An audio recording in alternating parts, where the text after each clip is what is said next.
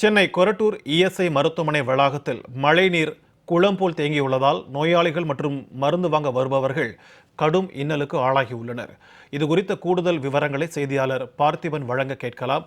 வணக்கம் பார்த்திபன், தற்போது மருத்துவமனை வளாகத்தில் தேங்கியிருக்கக்கூடிய இந்த மழைநீரை அகற்றும் பணி ஏதாவது மாநகராட்சியின் சார்பில் மேற்கொள்ளப்பட்டிருக்கிறதா? இது குறித்த நோயாளிகளும் அங்கு வருபவர்களும் என்ன மாதிரியான கருத்துக்களை பகிர்ந்து கொள்கிறார்கள்? கூடுதல் விவரங்களை பதிவு பண்ணுங்க. வணக்கம் ஸ்ரீகாந்த். சென்னையில இரவு முழுவதும் பெய்த மழை முழுவதுமாக மக்களுடைய அவலநிலை நம்ம காலை முதல் நம்ம ஜெயபிளஸ் தொலைக்காட்சி நேரில் பார்த்து இருக்கிறோம். அதன் ஒரு பகுதியாக சென்னை கொரட்டூர்ல இருக்கக்கூடிய இஎஸ்ஐ மருத்துவமனையில மழைநீர் தேங்கியுள்ளது.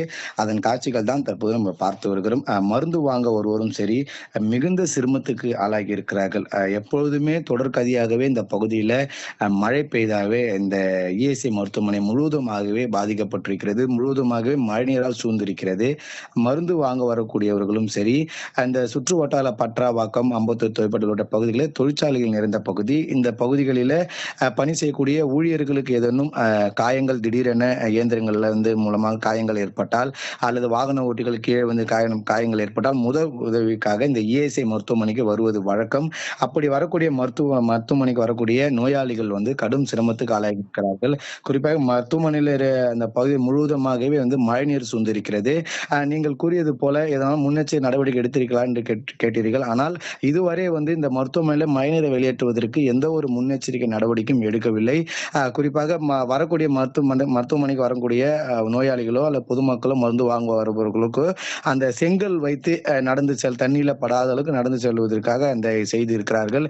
குறிப்பாக மருத்துவமனை வரக்கூடிய மருத்துவர்களும் அவதியடைந்திருக்கிறார்கள். அந்த மருத்துவமனை வரக்கூடிய மருத்துவர்களும் அவதியடைந்திருக்கிறார்கள். குறிப்பாக மருத்துவர்களும் நம்ம கேட்டோம் என்றால் அவர்கள் நாங்கள் என்ன செய்வது, தாங்களும் இதே மழைநீர்கள் தானே கடந்து வருகிறோம் என்று தெரிவித்திருக்கிறார்கள்.